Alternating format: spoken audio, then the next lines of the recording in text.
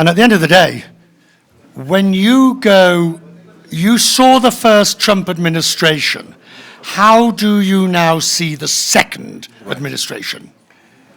I actually met President Trump twice, once at General Assembly in 2019, and then the second time was here in Davos. We believe that his gained experience from the first term would be helpful for his second term. And the political climate has changed dramatically in the region and I would say worldwide. The team that he has identified, who are key people, key individuals, I would say they're up to the job. And we have personal relation, or let's say knowing them on personal level. So this would be easier, let's say, for us to find access. There are two aspects, aren't there? There is the domestic and there's the international. The speed with which he has moved very much bears out what you just said, that it's not that he's learned the lessons, he's just learned how to pull the levers of power. He's come straight in and off the bat implemented policies, which is quite impressive at one level and quite worrying at another, because we don't know what's next. True, but with rapid changes in the region, and I think there are times when people feel that the machine in the United States moves very slowly, and it goes in one direction, and then by the time it takes a left turn or right turn, it takes time. But I think the fact that he has moved so rapidly is an indication that this time he means business.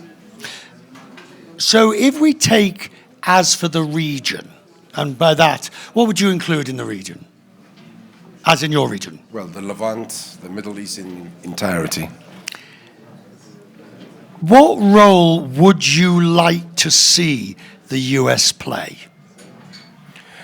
There are several key issues that the United States have been engaged from day one. Obviously, there's the Israeli-Palestinian issue that needs to be settled amicably, whatever that means. Second, Syria. Syria, again, the United States has been engaged, and particularly with the Kurdish issue, the Kurds of Syria. And third, Iraq itself, from day one, from 2003, to be more precisely, from 1991, after the first Gulf War, the United States has been deeply involved. Therefore, they need to finish the job. By that, I mean to make sure that stability, security returns to the region. Getting that stability, and I've covered both 91 and 2002, so I've been around a while. Getting the stability in an inherently unstable area is not going to be easy. Where do you start? I'll give you an example. Everybody wants to have the leadership, but that fine line between leadership and imposition, which of course people have said in the past, that's the hard part, isn't it? It is. It is not always easy to be leading. Sometimes maybe taking the back seat would be more comfortable. But since the United States has taken that lead, therefore there are many unfinished jobs. And that with the international partners, particularly war on ISIS, was a joint effort and it showed success. But still, the threat of ISIS, and particularly after the events unfolding in Syria recently, the threat of re-emerging ISIS, as we have seen, ISIS threats or ISIS attacks have increased. So the new administration in Syria, it's almost like we've turned it on its head. Do you have confidence in that administration? The rapid changes in Syria, I think it took everybody by surprise. Did it take you by surprise? I think even the current leaders in Damascus were taken by surprise. The level of the crumbling of the regime in matter of days, probably that was a big surprise to everybody. Currently, we're hearing right things, good things from the leaders in Damascus. Hopefully... Define what for you means right things and good things. Opening up to the world at large, basically, because we all know the backgrounds of this group. But currently, they have been very receptive to development, to coexistence, to more inclusive future for the Syrians. Are they entitled to the benefit of the doubt? Now, there's a realpolitik here. They've got government. They won. They've got it. So to a certain extent, you know, that old line, where does the £500 bear sit, wherever it wants to? They're there. Get used to it. There's nothing you can do about it. But I guess the question is the level of engagement that the West should, you know what I mean by the West, the Euro-Anglo, if you will, the level of engagement that should take place to promote further change versus holding in position again. Do you see what I'm saying? How much benefit should be given? I think everybody's approaching these changes cautiously, but that doesn't mean they should take their hands off it. They should be engaged, but definitely Syria is an important country in the region, but it's not a rich country. It needs to be assisted, and that assistance can only come from international community, but it has to be in a well-defined, I don't like to say precondition, but certainly well-defined arrangement. But of what? Sorry, I'm going to keep pushing you. You're the foreign minister. No, for sure. I mean, the whole idea to bring back stability, yes. And obviously coming to the Kurds in Syria. The Kurds in Syria were denied any rights. Many of them were even denied citizenship. So there has to be efforts towards equal citizenship first and foremost, and rights of communities, be it the Alawites, be it the Durzis and the Kurds and Christians and Turkmens and everybody else. All those communities, in some shape or form, suffered under the Assad regime, in some shape or form, over the last couple of decades.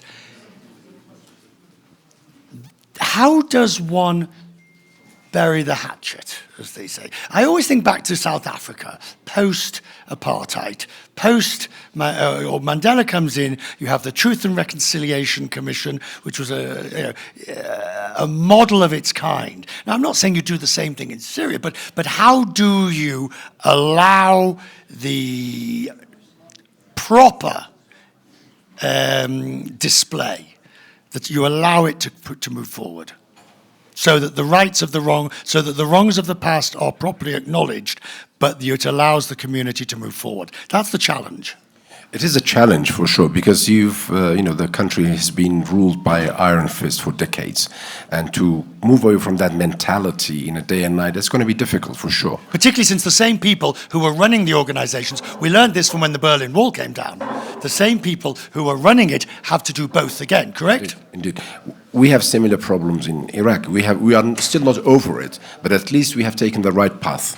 So it will take some time. It will be a difficult ride. But as I said, it has to be properly defined, and the approach of our Western friends, through their assistance to rebuilding Syria in every way, economically and socially and politically, they have to be assisted and pushed in the direction that it will best serve the people of Syria as a whole. No ideas imposed, but certainly something that can be chosen by the Syrians themselves, for them to be given that opportunity to choose. All right. How do you create a secure environment to allow that to happen?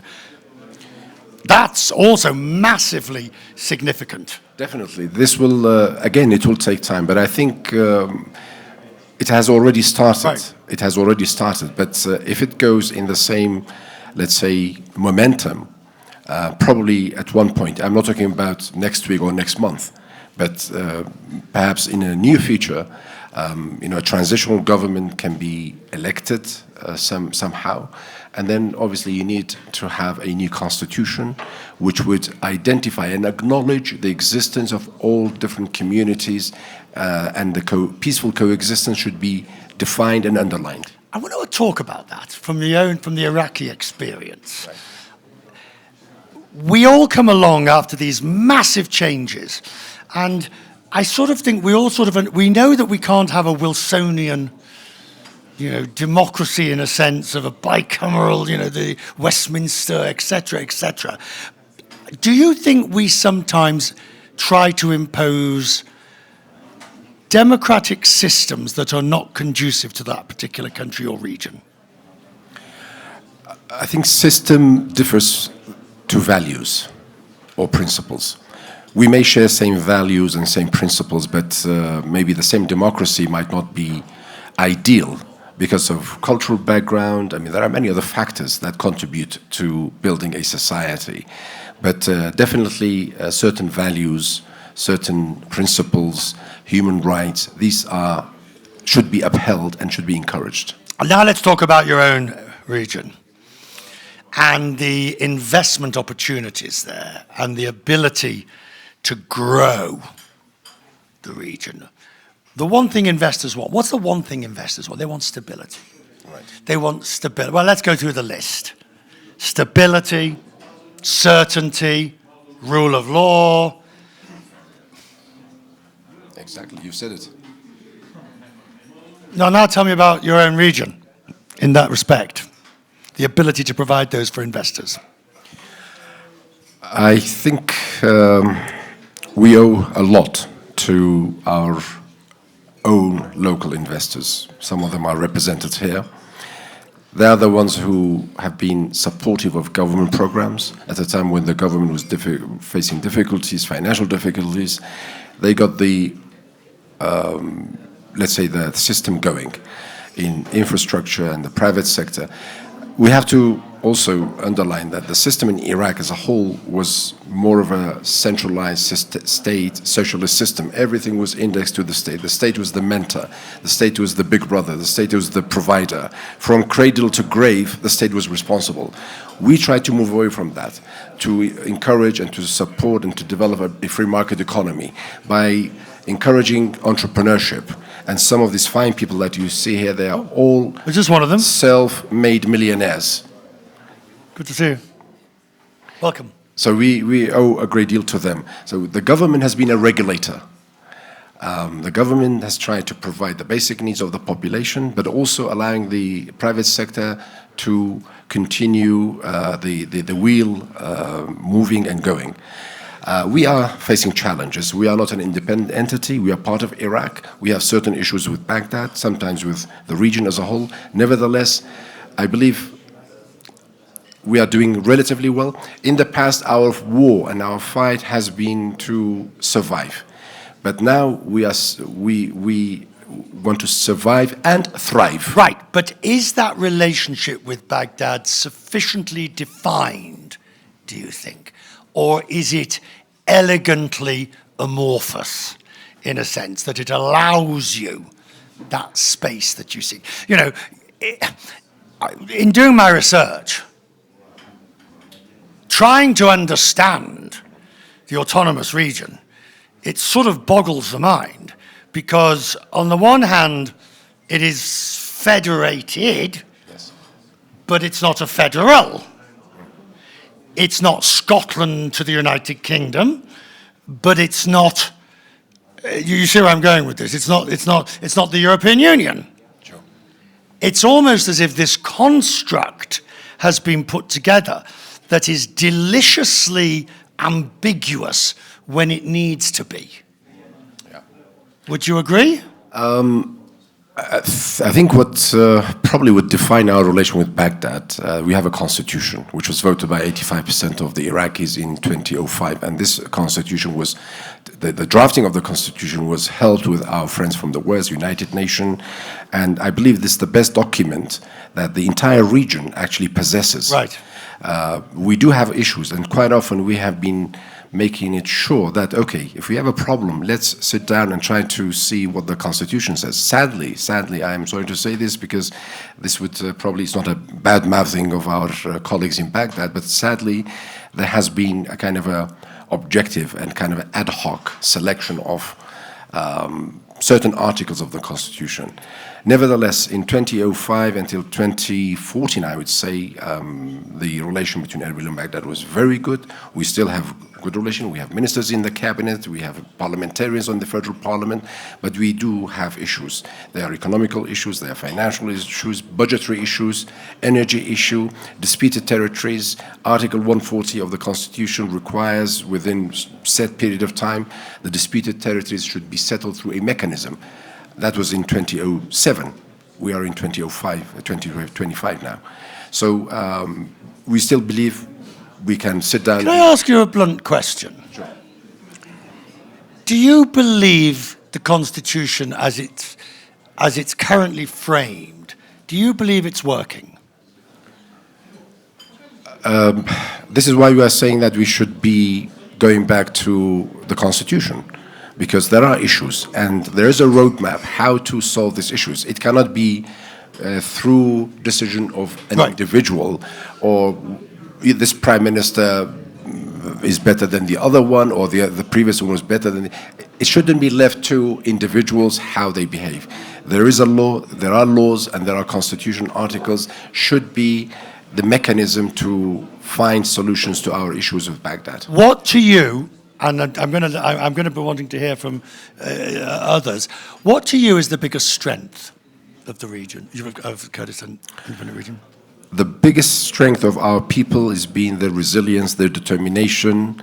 Through thick and thin, they've stood their grounds. In the past, our mountains were our only friends, but today we have many international friends, people like yourself sitting here with us, having in the Kurdish house in Davos, having Kurdish tea, and many other friends across the world. Where is my Kurdish tea? Although I have to say, weak Englishman here, little bit of tea, yes, lot of hot water. Right. So the resilience of our people, their determination to fight and to make it. When I say fight, yes, we did. Our brave Peshmergas fought for many, many decades, but today we believe the fight should be in a different way, through diplomatic channels, through economical growth, to make sure that the best standards of lives are provided to our people who have suffered miseries, calamities, atrocities, genocide, chemical attacks, and so on. Oh, here we go. Lovely. Well done, sir. Thank you very much. How significant is the beauty of Davos is nothing's off limits. Right. Right? We agree? How significant and how much more do you think needs to be done in the area of transparency, corruption, cleaning up the business environment, the rule of law? How much more needs to be done? Because that is essential if you're going to join the league, if you will. I totally agree. I think any developing society, there should be, there has to be a mechanism in order to make sure that corruption is down to zero. That's not going to happen.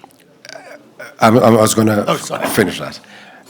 But at the same time, when it's not only financial corruption, but also there is administrative corruption, because the bureaucracy, the routine, the red tape sometimes is a killer. And it maybe makes people think twice to come and do business. This is why we have gone through a reform package by the government to diversify our economy and not to be oil-dependent economy. And the fact that we have tried to give a wider area of operation to our private sector is an indication that the government should stay out of business. It should not be a kind of a, let's say, former socialist system, state-owned enterprises. Hang on. The government should stay out of business. It should not be like the old socialist system of state-owned enterprises. No, but it has to have a strong regulatory. This is what I said. The government is a regulator and is not a business owner. True, but what often happens, and I was in one country this morning, another country this afternoon, I'm here now. We have investment law, which we believe is quite modern, providing incentives to local and international with tax-free, customs exemptions, 100% ownership, transfer of capital. What do you want from government? First, thank you. What do you want from it? Cheers. You don't mind if you're a businessman? Yes. My name is Zeshwan. I am the owner of Galiawa Group. We are working in industrial and real estates in different type of industrial. I want to answer your question. from our government, our regional, according of law, everything available in Ministry of Investment. Yes. What we want the government, our regional is working more with Baghdad, not the Baghdad not make more problem for our industrial in KRG. Like what? For example, we have some factory in Erbil, the capital of KRG. Same factory in another city, but he take some incentive from the Baghdad, but not giving for the KRG. That's big problem for us. Some internal issues with Baghdad. Thank you. The relationship between the two. It's difficult. By law and by constitution, I think things are well defined. But there are times when individuals can create problem.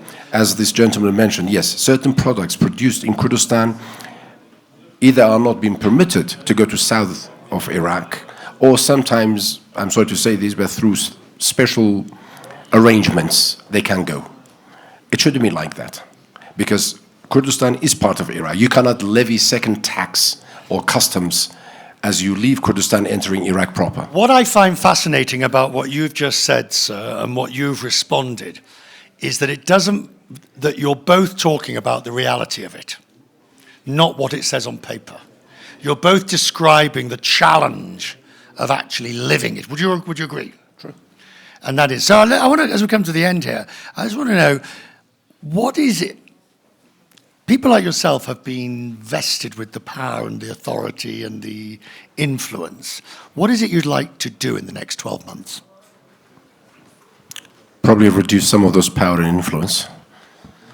Nah, power once given is rarely ceded. Well, there will be a new cabinet, so I'm not sure if I'm going to be in the cabinet. So that Would you like to be? That will automatically fade away. No. So to my credit, I assume, since you're excellent knowledge of me, I assume you're familiar with Yes Minister. Absolutely, and yes, Prime Minister. Yes, Prime Minister. So when I ask you, do you want to be in the cabinet? I have no ambitions, but I'll be ready to serve if required. Well, you answered for me. I've been in this political life since late 80s, so it's quite some time. But to be honest, I mean, jokes apart, I mean, definitely, I think the government has tried and will be continuing, because, to be honest, for us it's been trial and error. I mean, in 1991, when we took over the last swath of the territory of Kurdistan region, we had our first election in 1992. And we have been learning, despite the challenges, despite living in the shark-infested waters. We are making mistakes for sure, but we are trying to learn from our mistakes. And being here in Davos, when we meet people and we're trying to build bridges with different countries, different cultures, different economies, different states, we're trying to learn from their experience. So I'm not saying that we are a perfect example of democracy or, let's say, administration. We have our faults, but at least we admit to it. We try to make it better, and we're trying to learn from the examples, successful examples of other friends. And governments, as I said, as a regulator, is trying to move away and let the business people do their business and attract foreign investment into the region. Will you invite me? You have an open invitation. Next time in Erbil. Thank you very much. Gentlemen.